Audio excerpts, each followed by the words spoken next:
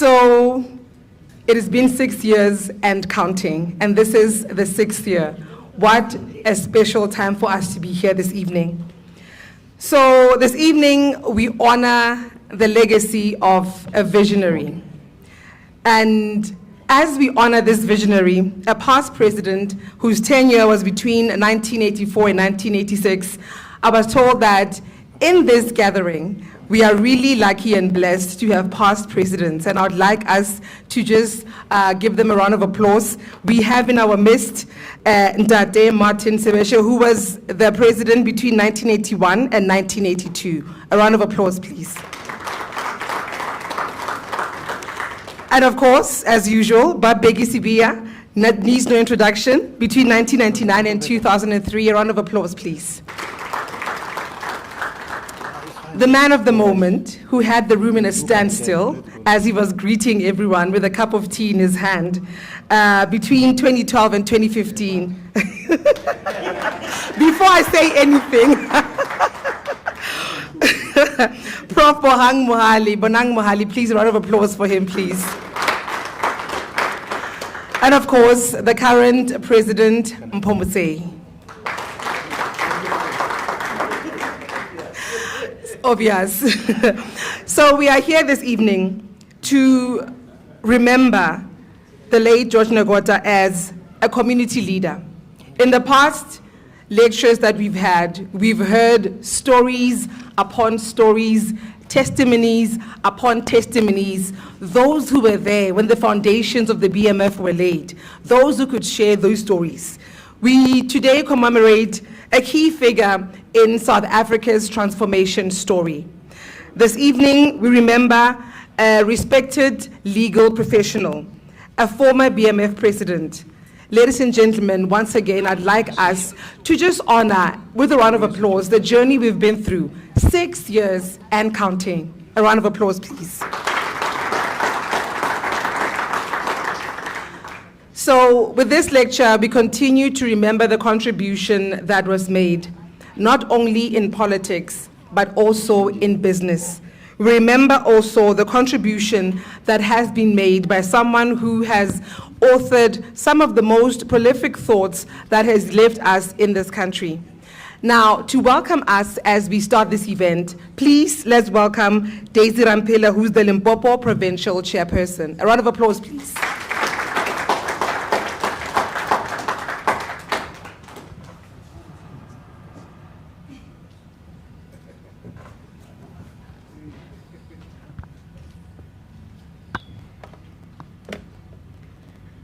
Thank you so much, Mpo.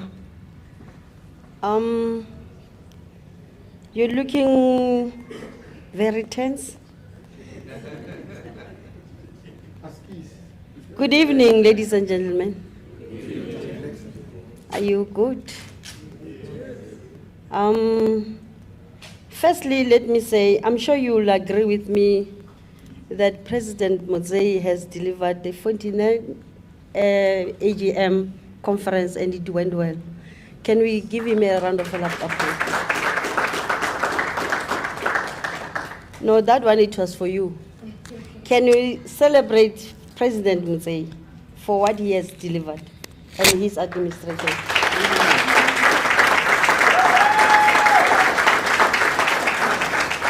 Thank you so much. Let us take this moment. By the way, I'm Daisy Rapela, the chair. They said I mustn't say I'm acting. I'm chairperson of the province. Allow me to take this opportunity and acknowledge and warmly welcome our distinguished guest, the keynote speaker, the former president of the Black Management Forum, Professor Bonang Mohali. Deputy President Mem Lili, the Negota family, if they're here. And also, I will take this opportunity and welcome the Managing Director of BMF, Kajen. You're welcome. The former President, Martin Sebeshe, the former President, President Sibiya, not the other Sibiya that we know, Prof. Marshall from Univen, Prof. Sipho Mukwena from University of Limpopo, School of Leadership. And I heard that there's a president of LUBF and his members are here, board members who are here. I'm truly privileged to welcome you all. We are gathered here to honor a visionary, a leader who has dedicated to a champion economic empowerment and transformation for Black managers during the challenging times. His work laid a foundation for Black leadership that broke barriers during the apartheid era and beyond. We are who we are today because his resilience and his commitment to equality and the Black managerial leadership. Beyond leadership, George Negota was also business person who left powerful legacy that continue to inspire entrepreneurial development amongst Black South Africans. Today in BMF, we continue his advocacy for enterprise development within our organization. His dedication to promote Black excellence in managerial leadership remains a guiding principle for all of us committed to advancing economic empowerment and professional growth within our communities. As we prepare to receive the message from our keynote speaker, Professor Bonang Mahale, we look forward to deepening our appreciation of Negota, enduring impact and drawing inspiration. With all that has been said, thank you so much. You are welcome.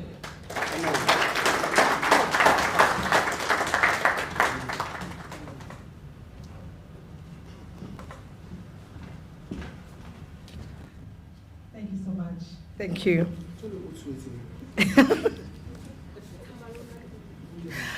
I'm actually tempted. You know, when the provincial chairperson was saying that, I'm tempted because I'm thinking, you know, we must also honor what the event is representing. But I wonder what can remove the tension, because if there's tension, I know there's somebody in this room who's not tense, who's been having a good time since he arrived. And, you know, I wonder, I can't wait to have him on stage to speak this evening, because I think I can.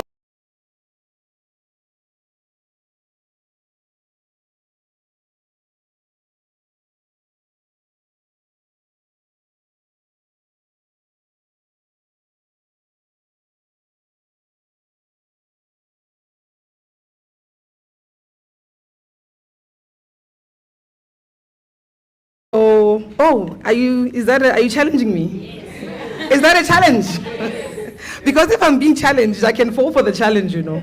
DJ, your way. Your way. And at least make it Lord Jamanyalo, you know, or something. Yes, Tepenyan. Mara DJ okwe like her. So I think Nalwena, Onyakechela Chabudi jazz like, but you know, in the Black communities, that makes us to stand up and do something. So we are going to hear from the current president, my president. So for you to smile about, a lot for you to celebrate. So please, let's welcome the man of the moment as he comes on stage, current president, President Mpomotse.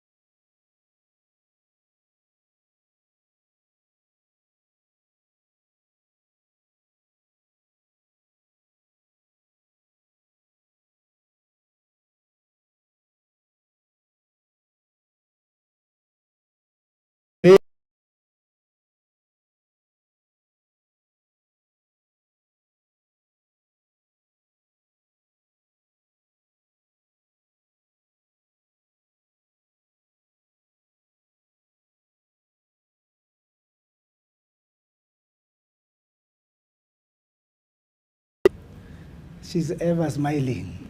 Sometimes she will dislocate you when you want to fight. She brings the smile and you're like, okay, why are we fighting here? But thank you very much, DP. But thank you very much, DP, for coming. I'm going to take this opportunity, Mr. Mondendlovu, Managing Director of the BMF, who continue to steer the organization with clarity and discipline and unwavering commitment, sir. Together with the entire BMF staff, whose dedication keeps our mission alive and very impactful.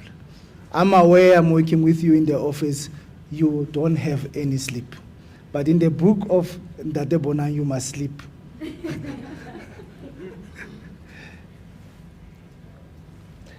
Says Daisy Rapela, Limpopo BMF chairperson, and the provincial committee that is also here.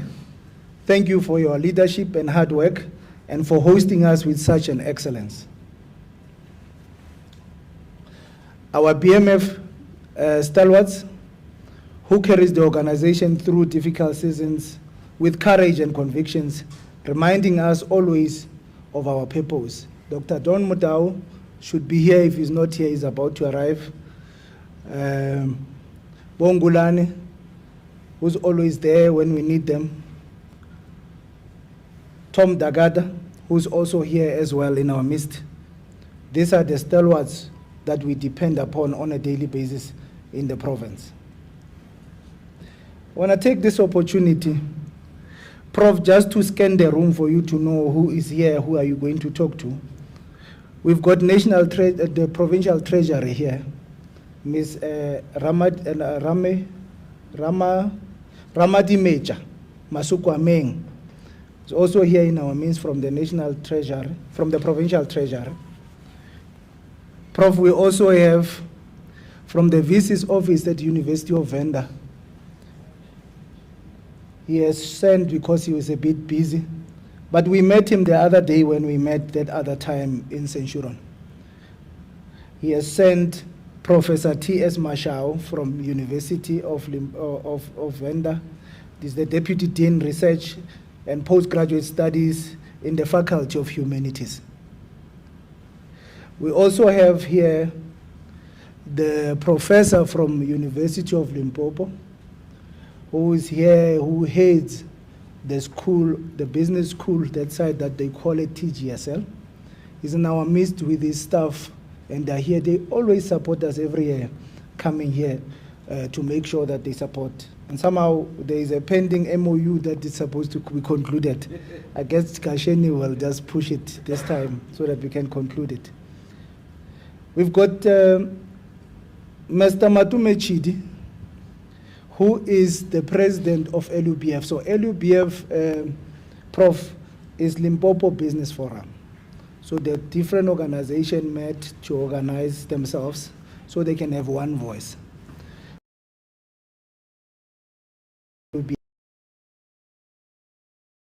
We also have traditional leaders amongst ourselves today.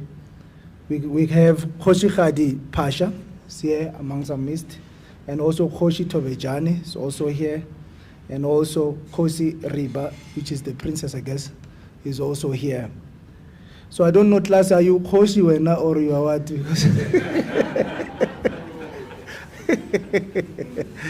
Yeah. So Tlasi is our provincial treasurer who makes sure everything else runs very smooth. Let me just finish up, colleagues, very quickly. All the BMF branches from across the country who continue to build, organize,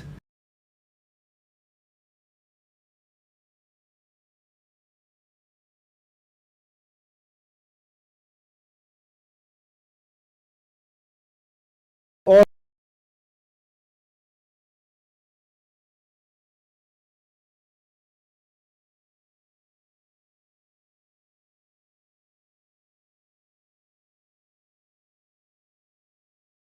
online due to commitments. We would also not gather here without them because they are the ones who borrowed us, Mr. Negota. Ladies and gentlemen, it is a profound honor to stand before you this evening as we celebrate the 6th George Negota lecture. This is a moment in a calendar that calls us not only to reflect but to recommit. This annual gathering is more than a lecture. It is a living testament of the extraordinary legacy of a visionary leader, a principled activist, an exceptional strategist, whose BMF of the black leadership in corporate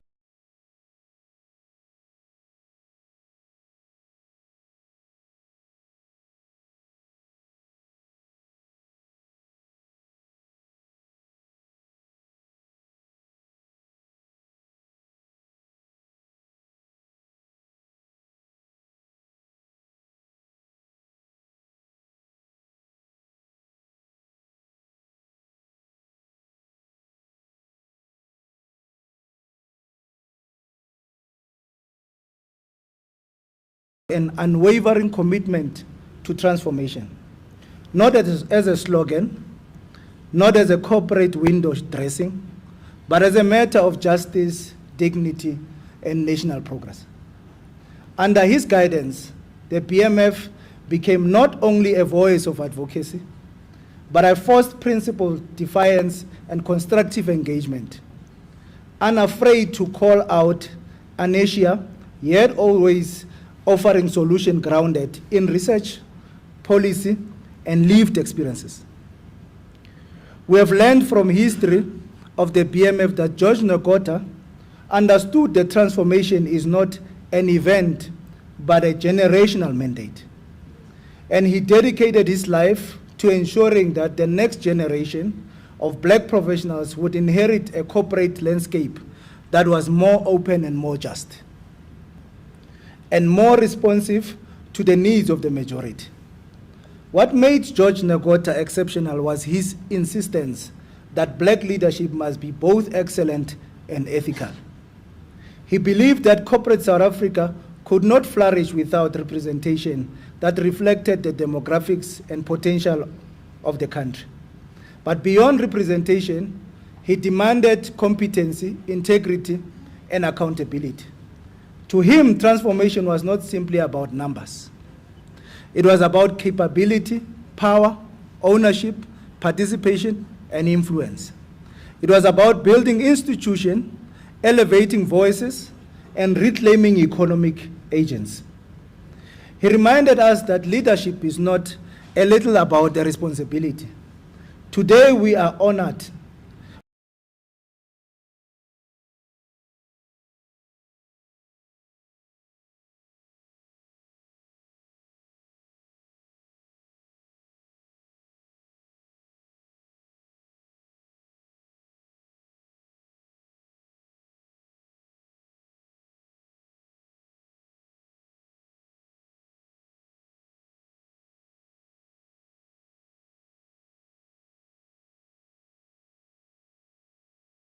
transformation has slowed in places where it should be accelerating.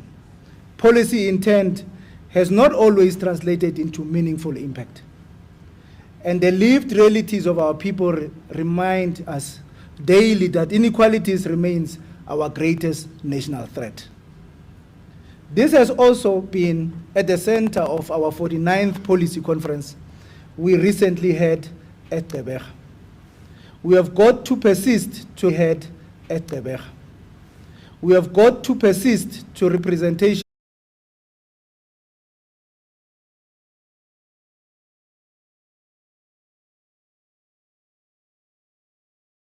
not symbolic gestures. To act with purpose.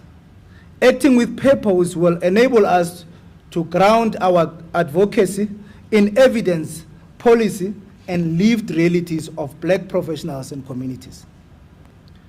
To champion ethical leadership, we have an obligation to build a cadre of black leaders who will transform corporate South Africa through competence, integrity, and a deep sense of national duty.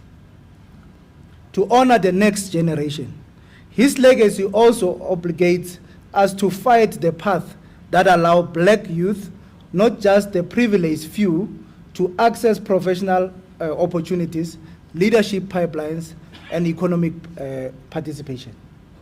This, I believe, more than anything, is how we can honor George Negota.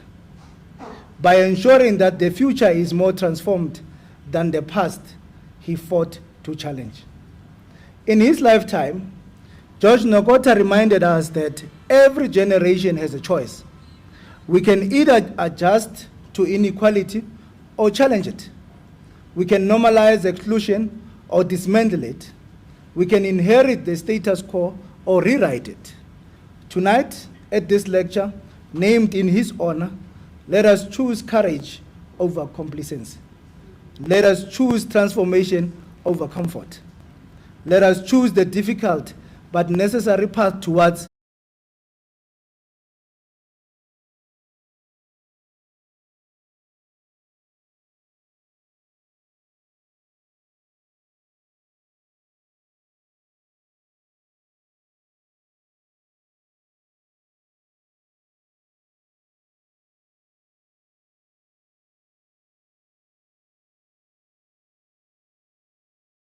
transformation across industries. It is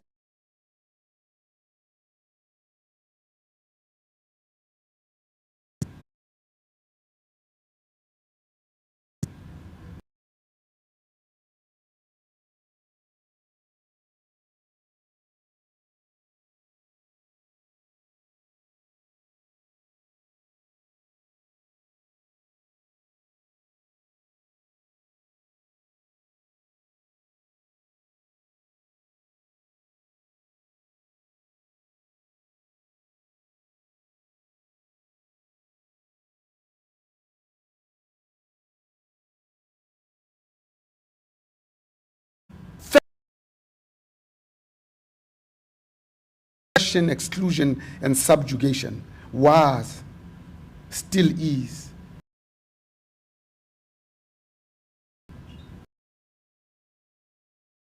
spending on a black child's education was significantly lower than on a white child's. For example, in 1975-76, the government spent only 42 rand per black student, 189 on an Indian student, 139 on a colored student, compared to 644 per white student, which was about 15 times more. This funding gap resulted, of course, in lower quality education for black children, with overcrowded classrooms and poorly equipped schools. The curriculum was also designed to be inferior, preparing black children for manual labor rather than higher education or skilled jobs. Only about 15% of teachers in black schools were certified, compared to 96% in white schools. A definition of a racist is the one who inherently believes that they're superior, has power, and uses that power to exclude.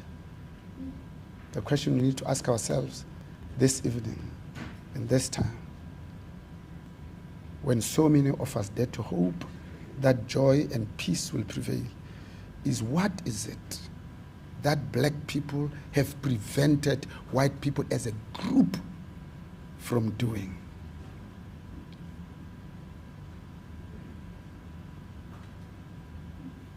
As long as color affects life choices, being colorblind means not seeing reality.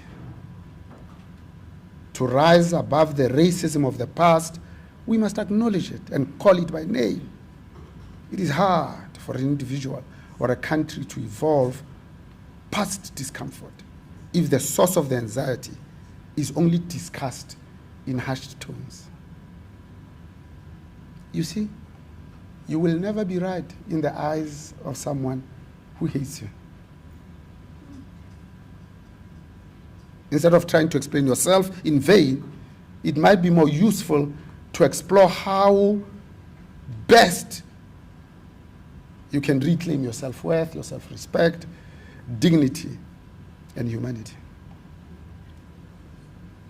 Those who lead and represent us must be held to the highest possible ethical standards, grounded in principles and wholesome intent, and not just the much lower prescripts of the law. It was James E. Faust who reminds us that honesty is more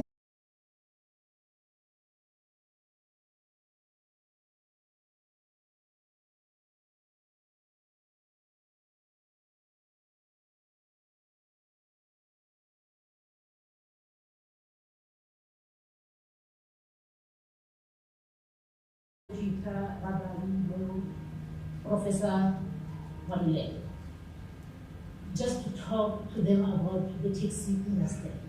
That was George. Maya Angelou must have had the likes of George Negota in mind when she wrote about those who rise like dust out of histories that have been distorted with bitter, twisted lies. In his life, George Mann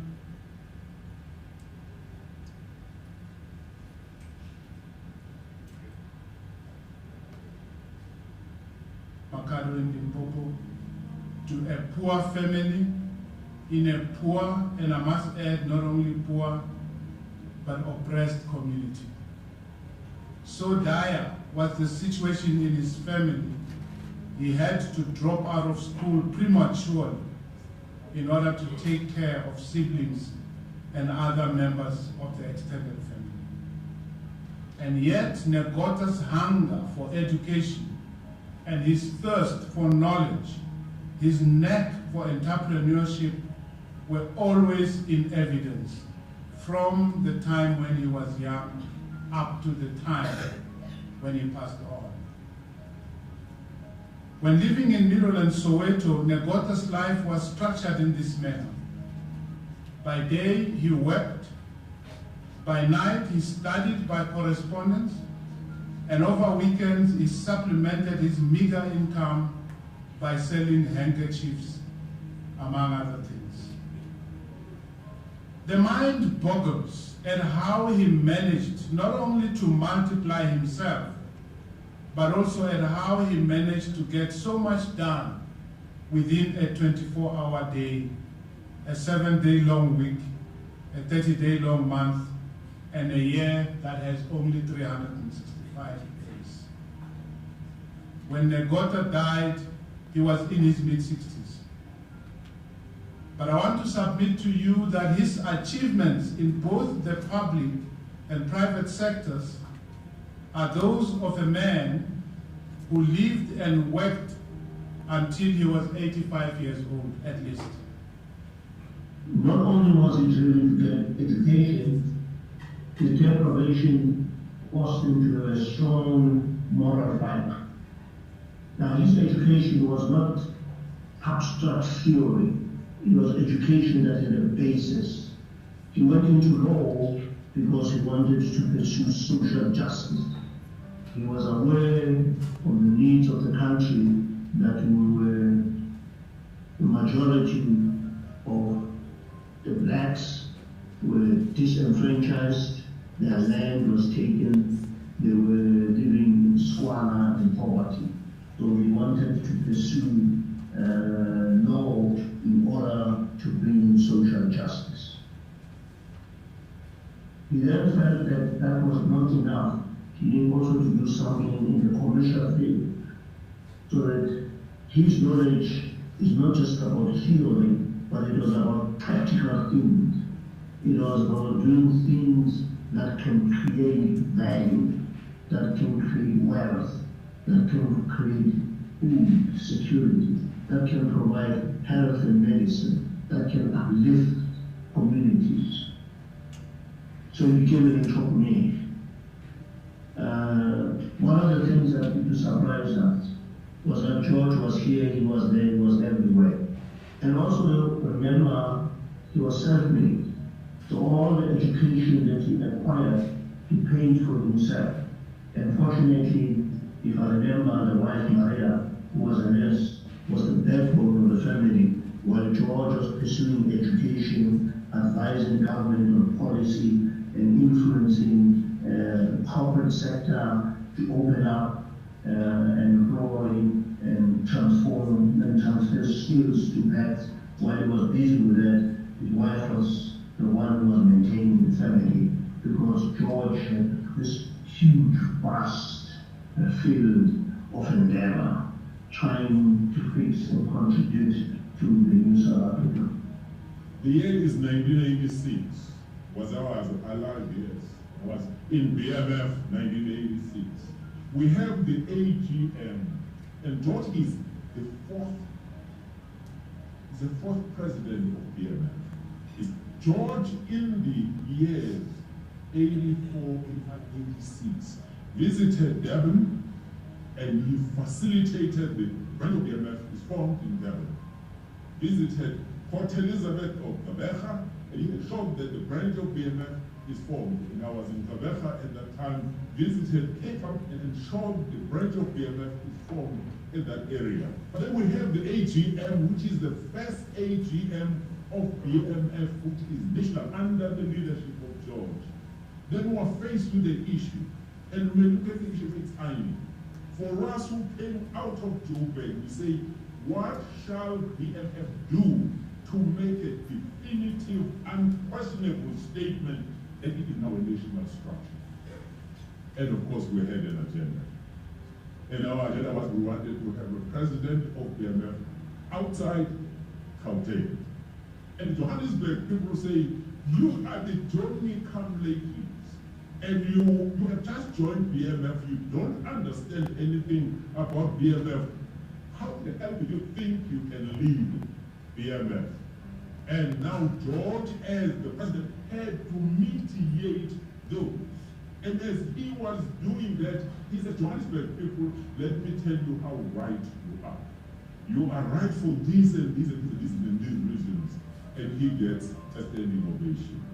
Ladies and gentlemen, it is indeed a great honor for me to stand before you this evening in an event of this nature, where we are honoring, celebrating the legacy of George Negota, the former president, as the program director has mentioned, of the BMF from 1984 until 1986. It is especially humbling for me as the president of the same organization today, because on reflection, it hits me that had it not been of the vision and the work of Mr. Negota, I would probably not be here as the president of the BMF. I say this because Mr. Negota is one of those who, during his presidency, ensured that the BMF broadened its reach. This is supported by Dr. Ruel Koza in his tribute about Mr. Negota. He makes mention of the fact that during the tenure of Mr. Negota as the president of the Black Management Forum, the organization grew in stature and the number of branches increased observably. I will further borrow from his writing piece as a tribute to his friend. Dr. Koza goes on to say, I quote,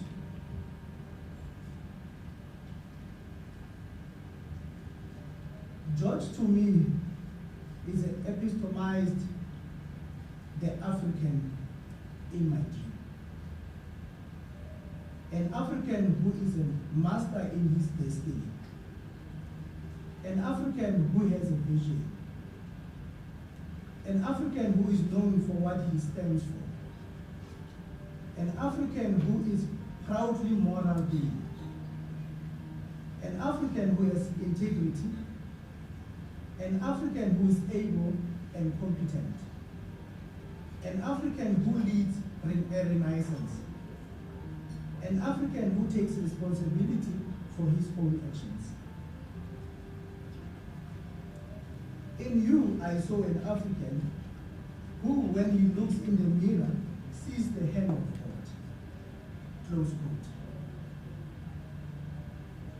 As much as George epistomized all this in the eyes of Dr. Koza, I want to challenge all of us seated here this evening and make a call to all of us to strive to keep the legacy of Mr. Negota alive.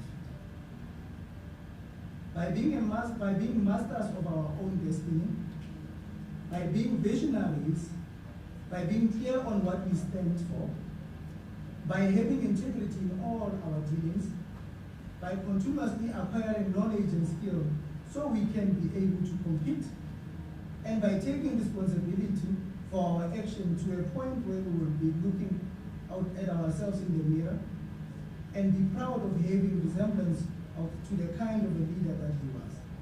If I look back to 1991, there was a very important occasion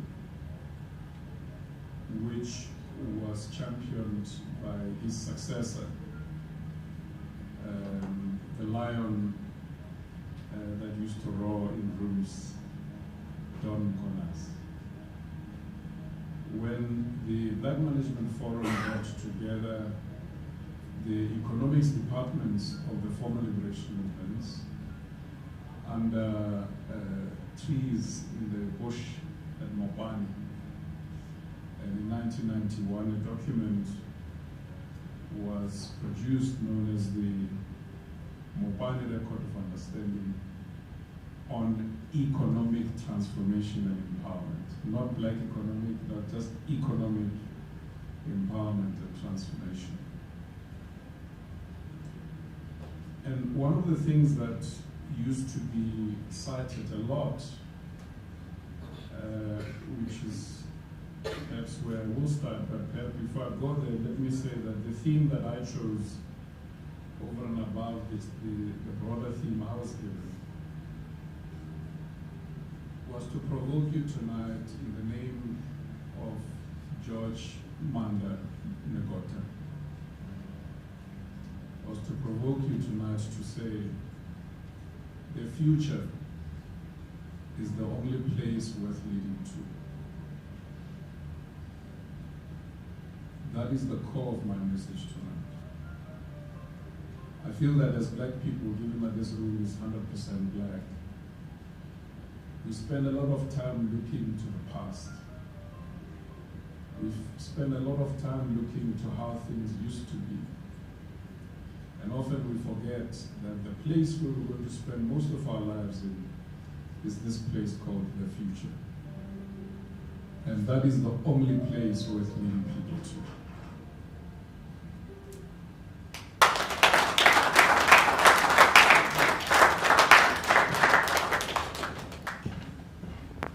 Round of applause, please.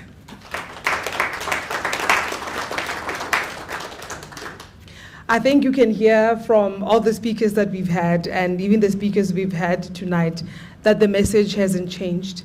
It is still the same. And just borrowing from what our keynote speaker had said this evening, when he talked about, when it comes to black people, that's very important for us to look at honesty and real integrity, to let that characterize our lives.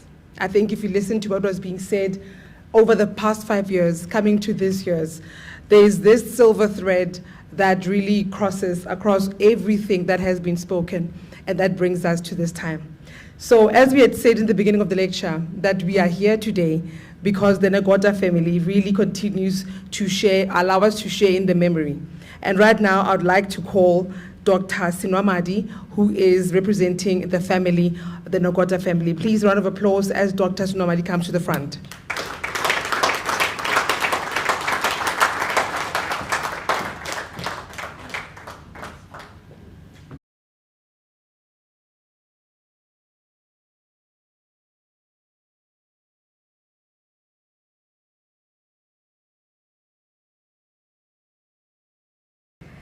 Thank you to everybody who made this event possible.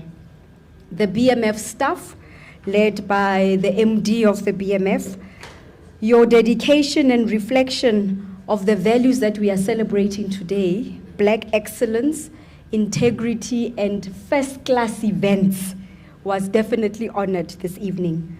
Thank you very much. Thank you to the program director, Mema Shita, you did an amazing job and we are so proud of you. Thank you very much.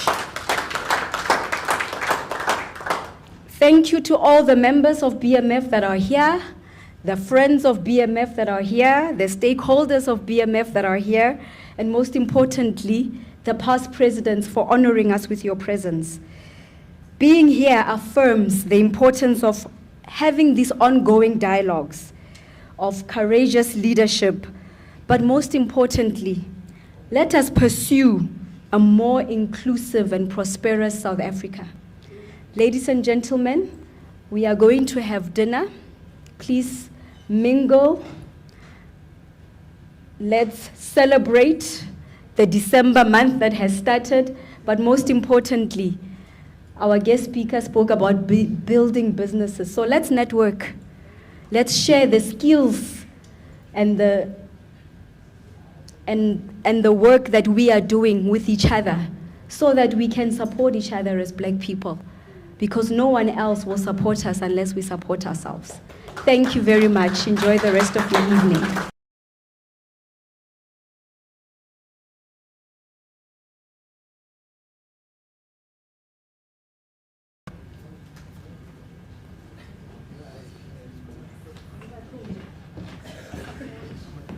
So we're officially closing the event. I think maybe we can even just ask